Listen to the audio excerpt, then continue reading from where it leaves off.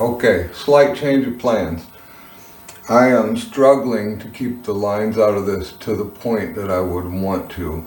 So I think what I'm going to do is just cover the texture with this first coat and not try to put any build on it.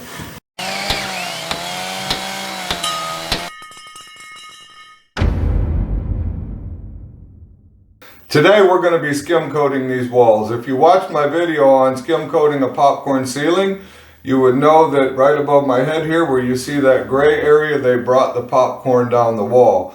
And I need to skim coat over that. However, there is a texture on this wall as well that is maybe some sand that they've added into the paint. It's some type of a texture underneath this paint. And if I fix that, it's going to be super smooth, wherein the rest of the wall is not. So I would have to try and duplicate that up there. And in my opinion, there's some bings and dings in the walls and some things that need to be fixed. So it is in my best interest to just go ahead and skim coat over these walls. I've already done the prep work. I repaired one issue in the wall down on the corner, but I have another one over here that I need to repair. And we're going to take a look at that right now. If you'd like to get an amazing shirt like this, I've put a link down in the description to my store where you can get sweatshirts, t-shirts, hats, coffee mugs, all kinds of cool stuff. Check it out. I'd greatly appreciate it if you did so. Before we start skim coating, we want to do all our prep work. I've removed the baseboard molding and the walls that I'm going to be working on. I've covered my doors and my windows with plastic, tape, everything that I need to do. My floor is covered in paper, so we are basically ready to go, but I need to just inspect these walls and remove any areas that will cause me an issue skim coating.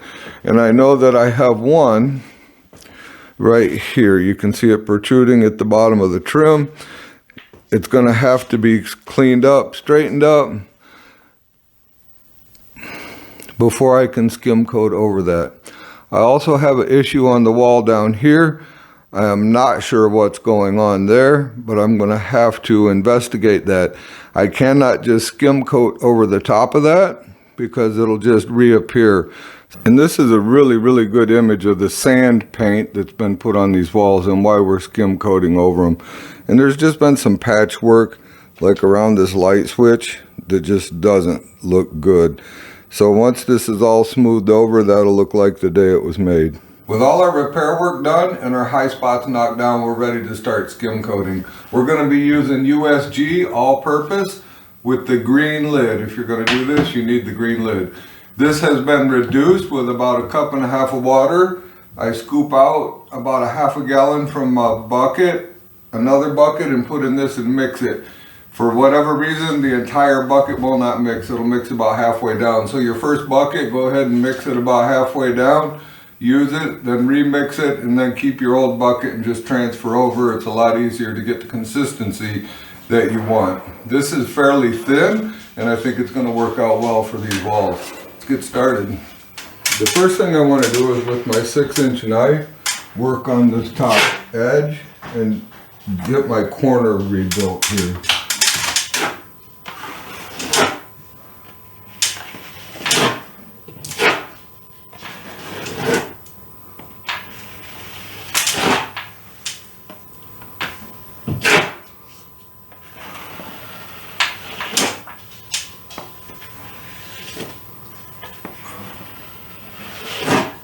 So my main goal here is to keep it thin as possible, and get the corner to have some structure to it. This will require another coat. I'm hoping I can do this in 2, maybe 3. I'm not sure. 2 with a couple of touch-ups, something along those lines. I got a little bit on my ceiling, so I just want to clean my knife off, come up here and get that off.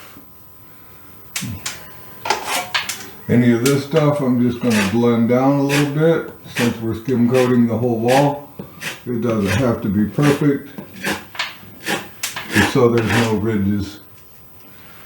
I'm going to continue around the top, get that all done, then we'll start down the walls. The mud that I started with was what I used for my final skim coat on my ceiling, and it was just too thin. This is what we want. So I'm going to call this kind of like mashed potatoes. Ooh, maybe a blizzard, huh? Look at that. somewhere in that consistency. Not too thin for this first coat. The next coat, I will thin it down and it'll be a lot easier for me to apply and control. So I'm going to start down here at the bottom of the wall. And what I did, that's about a cup of water and a half a bucket of mud to get this consistency. I'm going to start down here low on the wall, work up to about the center of the wall, and then I'll work the top down. And that'll give this time to firm up a little bit and make my blend a little easier.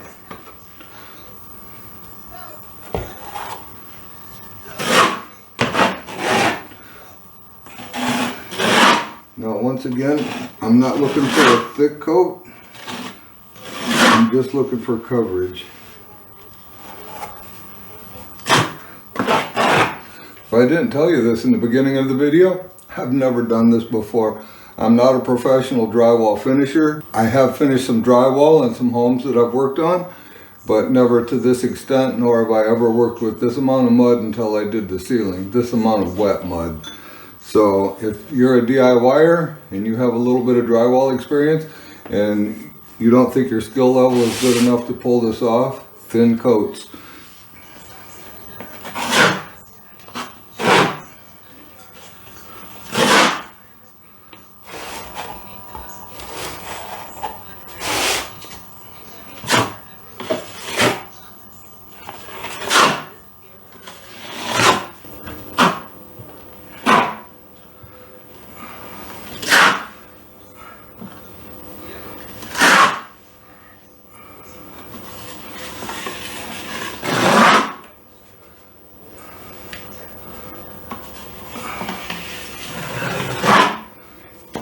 What we want to work on first is just getting some mud on the wall, getting coverage.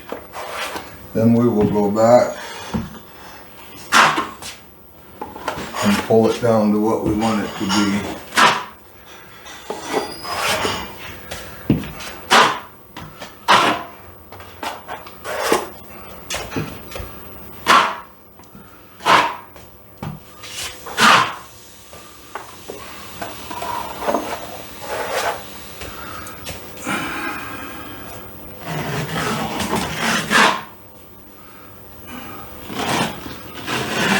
Now with a clean knife, we want to lay it on a fairly steep upward angle and apply a fair amount of pressure.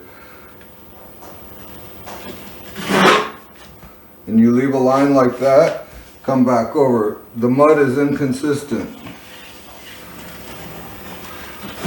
So what part of I'm experiencing here is the corner of the wall is protruding, or it's got a little arc in it.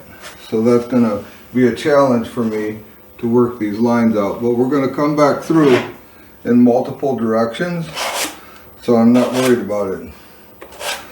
Keep the excess off. Just so long as I just wind up with a really light line there, I'm not worried about it.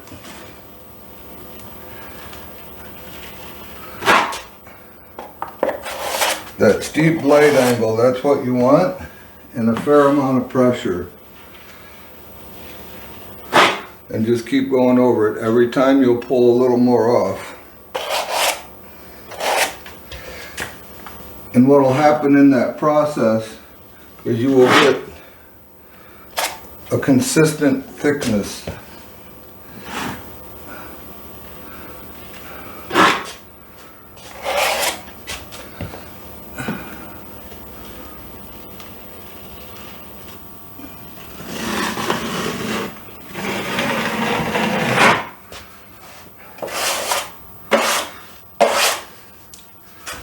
So the more you work your blade like this, will remove, apply like this, and smooth like this. Maybe a little bit less with a great deal of pressure, and that'll pull the excess off. Once you get most of the excess off, now we can concentrate on getting these little lines out of here.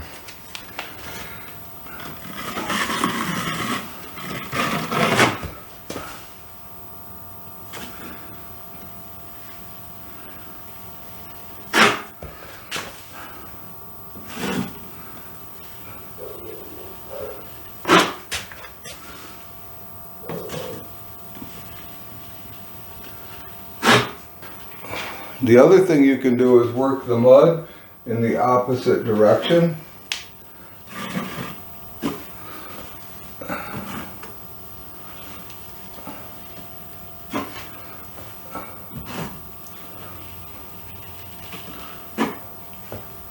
Remembering to keep pressure on it so that the knife doesn't shatter and you don't get any air bubbles under the mud.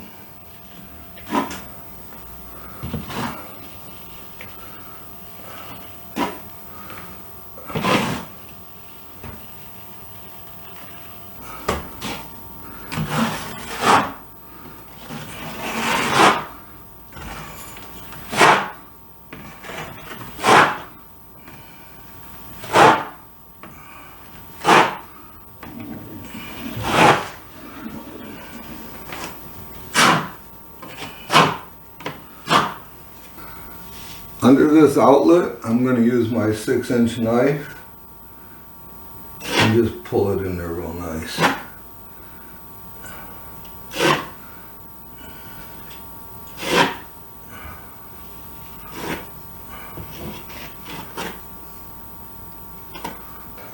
Before I go any further, I'm going to pull over this one more time and just make sure that the mud is about the depth that I want it.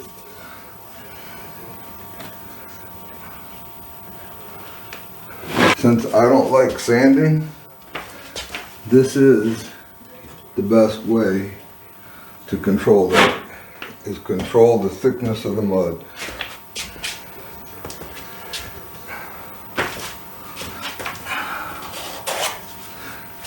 And the other nice thing about this bucket mud is it gives you a lot of time to work.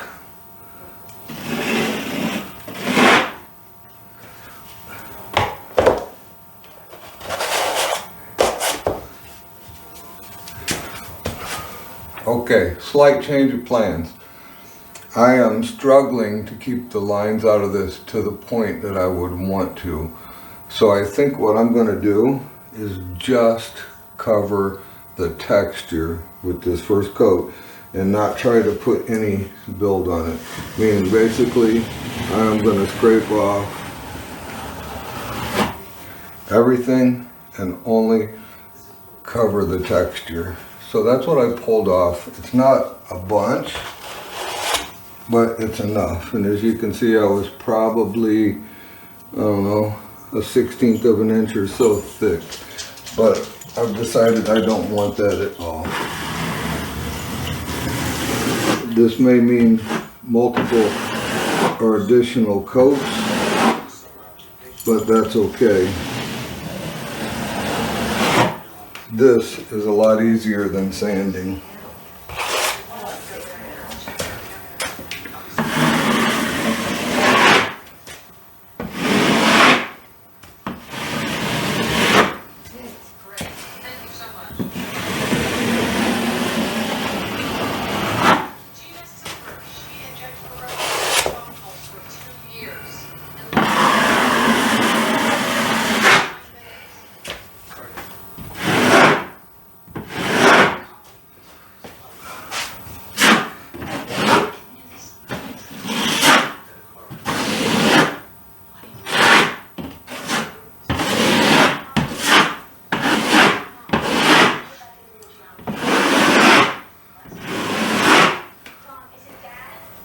I'm going to use my 6-inch knife to go around the door openings.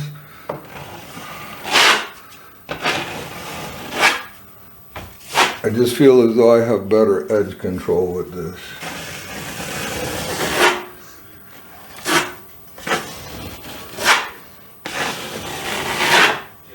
I finished my first coat. It's extremely thin. There's some rippling in it from the taping knife running over the texture in the wall.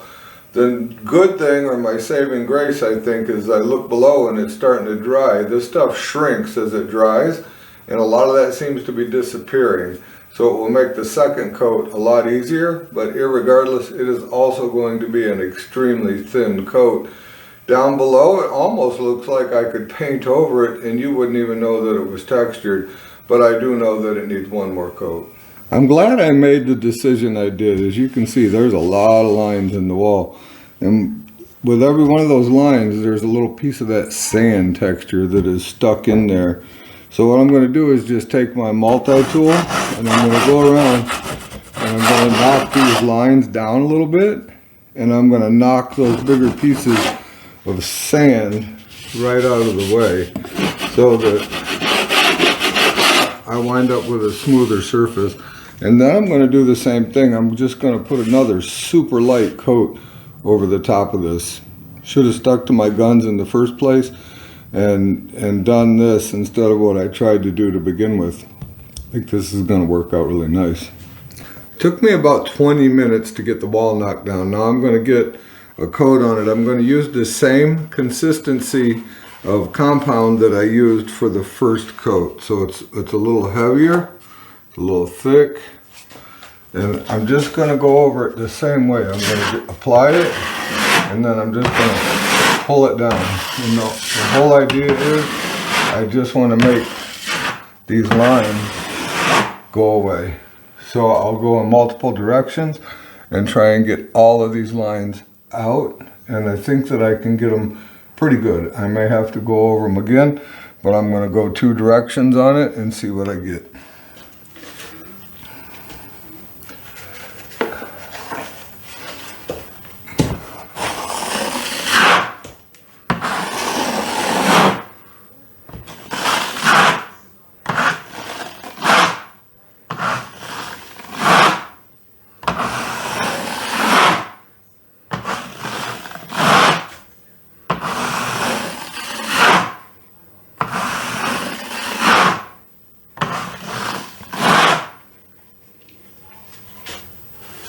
I don't know if you can see the little air bubbles that are appearing or not, but we're going to just keep working it until all of them disappear.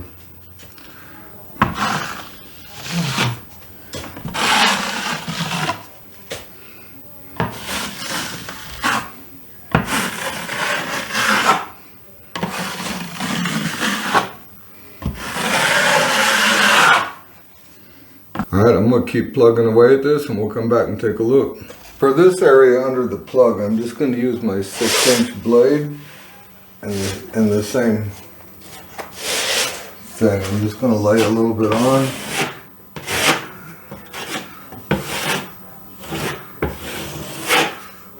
Work it in multiple directions. Now when I say lay it on, that means that I'm tilting my knife more in this direction, taking it off more like this. The same thing with any taping knife or putty knife that you may use is going to be the same process.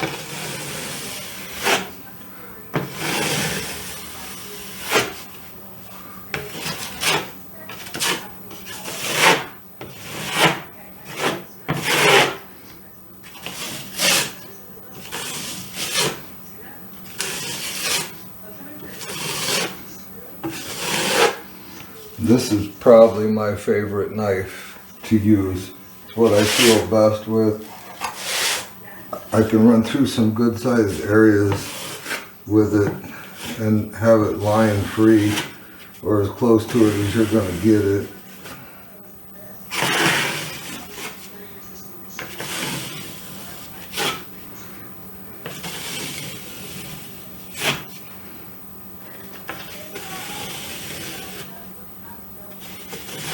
You can already see a big difference. There's a huge reduction in the amount of lines. I believe that with one more extremely light coat over this wall, I'm going to be golden.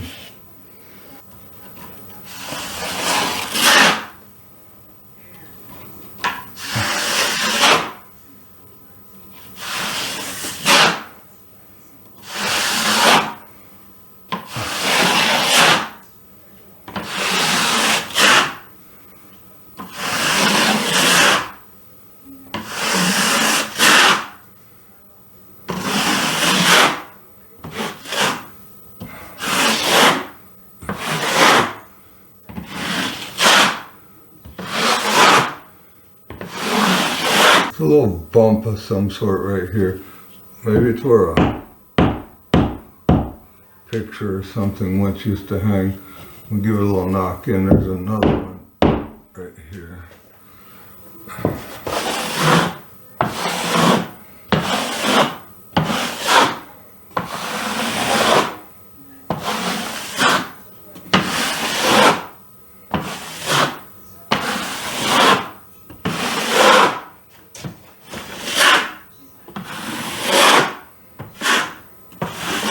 For the third coat, I've added a little more water to the mud.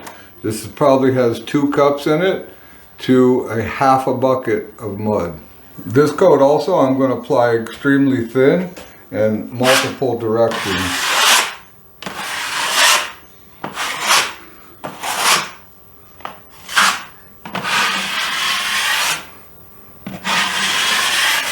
I just want to keep an eye on the ridges, the bumps, and make sure I'm working them out. After this coat's on, if need be, I will go ahead and sand it down, and we'll get it going on from there.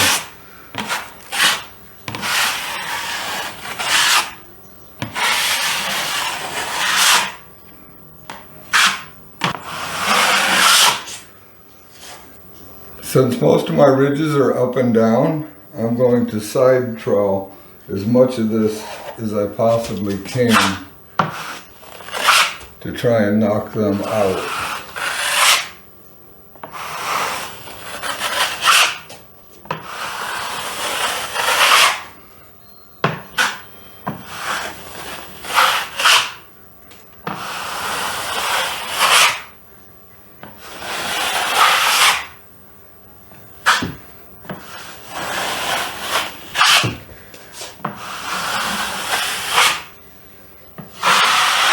The third coat is dry, but I see some issues right here. I'm thinking I might need a 4th coat because some of this is so very thin.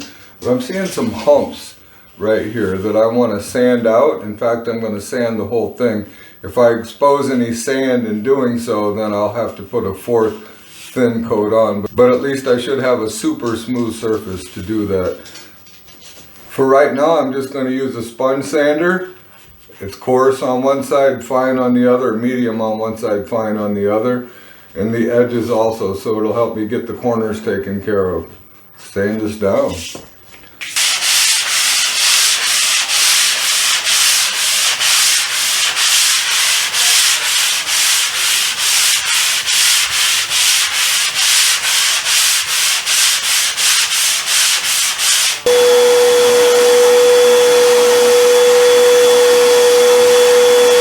Some of the areas sanded out real good and others not so much. So I've got a section right through here and some over here where I'm hitting the sand. The sand is exposed and I still have some ripples, and I'm not going to be able to sand that sand down. It's just too hard. So I am going to put one more skim coat on this, and then I believe that we'll be in good shape. I sanded this wall in its entirety, and I just didn't like what I was seeing. I put a 4th very light coat on it, and it's now ready to sand. I have no ripples left in it. However, I am not super thrilled with my corner. There's little pockets that didn't get filled in, and it's just not what I like. I like a nice tight inside corner, and I've never seen a professional do this, but this is how I do it. I'm not a professional drywall finisher, but I can get professional results doing it my way. I've got a little bit of mud on my knife. My corners are decent, but they're not perfect. So I'm just going to put a little bit of mud on my finger, and I'm going to drag it into these corners and just tighten them up. Now I'll come back through and give this a good sanding, and my corners will no longer be indented. For whatever reason, my skill with that taping knife just is not what their skill is. So this is just something I wanted to show you to get those nice, tight, perfect corners when you're all done and make it look like a pro did it, even though you're not a pro. With this 4th coat dry, I'm ready to give this a final sanding. I've tried to recreate the exact same angle that I started with in the first place with the lighting, where you could really see those ripples standing out. and you can now see that they are entirely gone. These are 4 very thin coats of mud on this wall. When I sanded that 3rd coat, it did expose some of the texture underneath. And it's a sand paint, so some of it's like a little more blobby than others, or stands out a little bit further. If a piece or 2 of that exposes when I sand this 4th coat, I'm not going to worry about it. It does knock down a little bit, so it should work out just fine.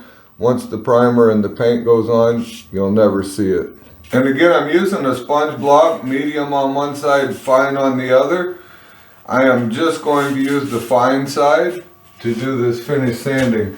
There's just a couple of little marks that need to come out. This material sands so very easy that it really does not take much to get those marks out. And if you're like me, where I have plastic over the windows and the lighting just is not real good in here, get your light set up, get everything where you can see it, and where you can get these to be exactly what you want them to be. You don't have to be a professional to get professional results. You just have to take your time, pay attention to the details, and make sure that you get the wall smooth. And like I said in the beginning, thin coats. You saw I almost screwed up in the beginning and put that thick coat on, and I'm glad that I didn't. Thick meaning it was 1/8 of an inch thick. This is probably 1/8 of an inch thick in total with 4 coats.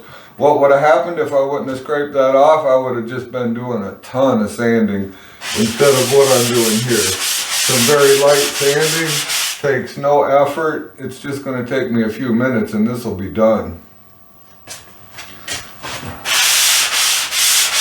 I can see a little bit of this sand popping out right here. I see a little bit right here, but it's smooth. I don't feel any bumps. So when it covers over, it's going to be just fine.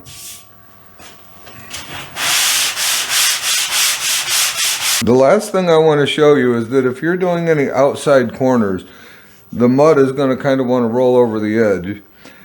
I've found it best to just let it do it, leave it there, let it dry. Then I'm going to take my multi-tool and I'm just going to come down and kind of knock it off and scrape it down flush with the rest of the surface on the outside. Now when I do this wall, it is also textured. When I do this, the same thing's going to happen over here. So I'll just keep my finish back off this corner a little bit so that I can come through and do the same thing over here. Once I get it all where I want it to be, I'll just use the fine side of my sanding block and kind of round the corner a little bit and make it look nice. Alright guys, that's all we got for this time. If you have any questions or comments, please feel free to put them in the comment section of the video below, or you can find my email in the description. If you haven't subscribed yet, I would greatly appreciate it if you would consider doing so. Also, I would greatly appreciate it if you'd go to my store. There's a link in the description. Check it out. We've got a new design in there and 3 colors available in that design, and they are pretty awesome looking. Thank you for watching, and if you enjoyed yourself, click on one of those 2 videos that are going to pop up next to me. And remember to always respect the power of your power tools. We'll see you soon.